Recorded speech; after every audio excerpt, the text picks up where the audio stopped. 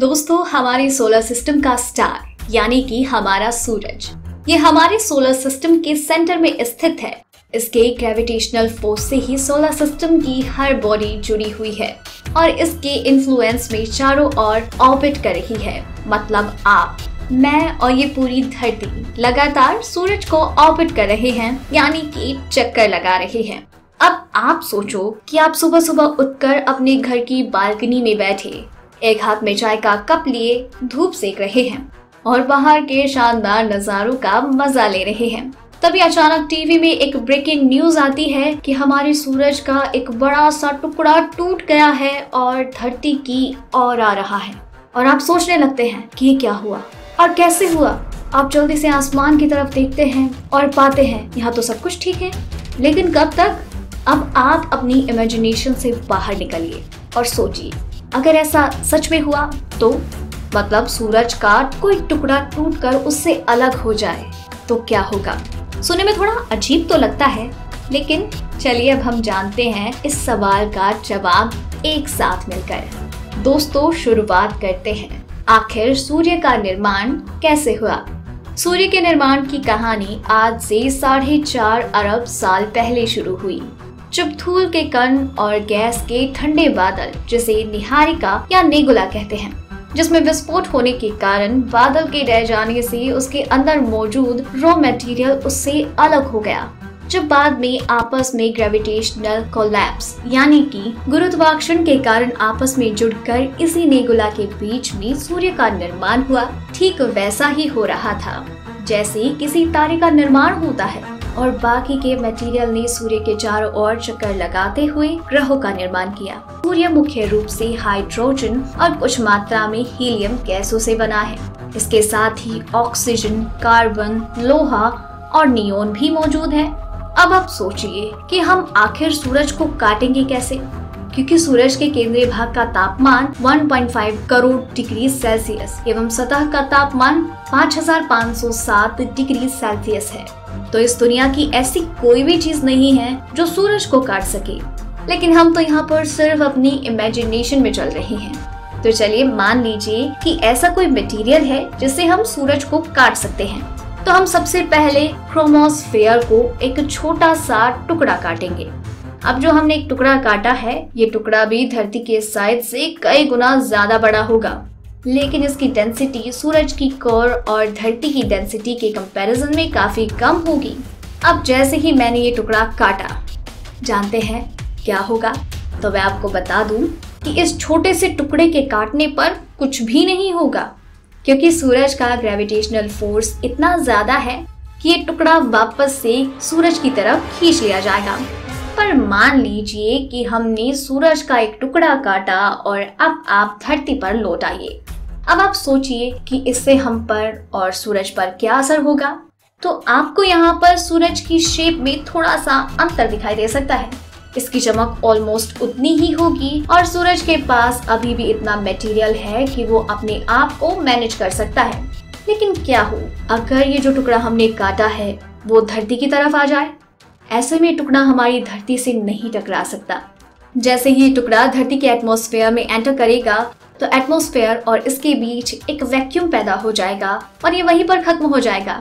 लेकिन इससे पहले ये बहुत ज्यादा इंटेंसिटी की सुपरसोनिक साउंड वेव्स को प्रोड्यूस करेगा, जो हमारे एटमॉस्फेयर में एंटर कर जाएंगी और धरती पर मौजूद सारे घरों की खिड़कियां और दरवाजों पर जाकर लगेंगी और वो सब कांच को तोड़ देगी। एक पल के लिए ये आवाज आपके लिए असहनीय हो जाएगी और ये धरती पर मौजूद कई जीव जंतुओं को भी परेशान कर सकती है, लेकिन इंसान पर इसका कोई खासा प्रभाव नहीं होगा।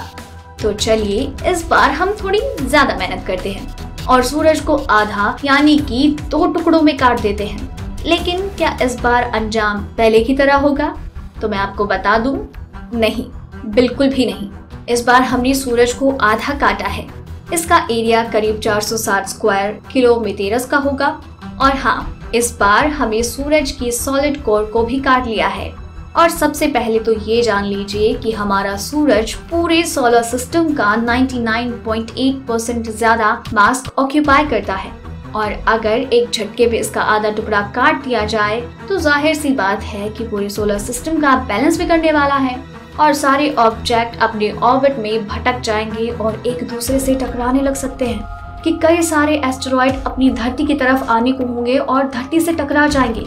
लेकिन क्या धरती अपनी जगह पर रहेगी? बिल्कुल भी नहीं। ग्रेविटेशनल फील्ड वीक होते जाएंगे और हमारी धरती भी दूरी की तरफ निकल जाएगी और हो सकता है कि सोलर सिस्टम से ही बाहर निकल जाए। पर चलिए इसे भी इग्नोर करते हुए हम मान लेते हैं कि सारे ऑब्जेक्ट्स वैसे की वैसे बने हैं। लेकिन परेशानी अभी भी खत्म नहीं हुई, क्योंकि इस बार हमें सूरज की सॉलिड कोर को भी काट लिया। अब ऐसे में सूरज के कोर से निकलने वाली गामा एक्स किरणें धरती की ओर तेजी से और हमारे एटमॉस्फेयर के गैस पार्टिकल से टकरा जाएंगे और इससे हमारे एटमॉस्फेयर में उपस्थित नाइट्रोजन ऑक्साइड के पार्टिकल्स नाइट्रोजन और ऑक्सीजन में टूट जाएंगे और फिर होगी धरती पर गामा रे और सोलर रेडिएशन और लिक्विड नाइट्रोजन की बारिश। इसके परिणाम इतने खतरनाक होंगे कि आप सोच भी नहीं सकते। पर ऐसे भूकंप, सुनामी आएंगी जो ह्यूमन हिस्ट्री में आज तक कभी नहीं देखी गई होगी। सूरज का आधा पार्ट टूट जाने के बाद उसकी इंटेंसिटी भी कम हो जाएगी और धरती पर सूरज से पहुंचने वाली रोशनी भी कम हो जाएगी। ऐसे में हमारे ग्रह सोलर सिस्टम के हैबिटेबल जोन से बाहर निकल जाएंगे। नदियां कड़ाके की ठंड से जम जाएंगी और हम इंसान एटलीस्ट जमीन पर तो नहीं रह पाएंगे। हमारे पास जीने का सिर्फ एक रास्ता होगा और वो भी अंडरग्राउंड शेल्टर्स में रहना होगा। पर उसके बाद भी जिंदगी सिर्फ साल 2 साल की मेहमान होगी। धरती पर कुछ माइक्रोफाइल लाइफ फॉर्म्स की सरवाइव कर पाएंगी और वो भी उन एरियाज में होंगी जहां जीव थर्मल एनर्जी बची हो। और आधा कटा हुआ सूरज इसी स्टेज में पहुंच जाएगा जहां वो एक नई बॉर्न स्टार यानी कि एक नए जन्म के तारे की तरह होगा, जिसमें कभी भी अनएक्सपेक्टेड हो सकता है। ये सब जानने के बाद आप में से कुछ लोगों के दिमाग में एक और अजीब सा सवाल आ रहा होगा कि मान लो अगर सूरज का आधा कटा टुकड़ा धरती की तरफ आ जाए तो क्या होगा? तो मैं आपको बता दूं कि जब इतना बड़ा टुकड़ा धरती से टकराएगा, इसके बाद पृथ्वी पर हर रहने वाली चीज का विनाश तो तय है। आपको बता दूं कि ये टुकड़ा तो बहुत ज्यादा है। अगर सूरज कोर का सिर्फ एक कांची के बराबर एक टुकड़ा भी धरती पर आ जाएगा तो धरती जो हमने पहले रहने के लिए जमाई थी उसकी सारी बर्फ, जी हाँ पूरी की पूरी पृथ्वी का जो बर्फ है वो पानी बनकर भाप में बदलना शुरू हो जाएगा। अब सोचिए कि वो सूरज जो हमें रोशनी देता है, जो हमारी पृथ्वी के लिए एनर्जी का सबसे बड़ा स्रोत है, जिसके बिना दिन और रात का ये अनंत चक्र नहीं चल सकता, वो अंदर से कितना ज्यादा खतरनाक है। वैसे आप क्या सोचते हैं? क्या कोई ऐसा दिन भी आएगा जब हमारी आंखों के सामने हमारा सूरज खत्म हो जाएगा और धरती पर अंधेरा छा जाएगा? हमें कमेंट करके जरूर बताएं और अगर ये वीडियो आपको पसंद आया हो तो लाइक और शेयर करना मत भूलिए। धन्यवाद।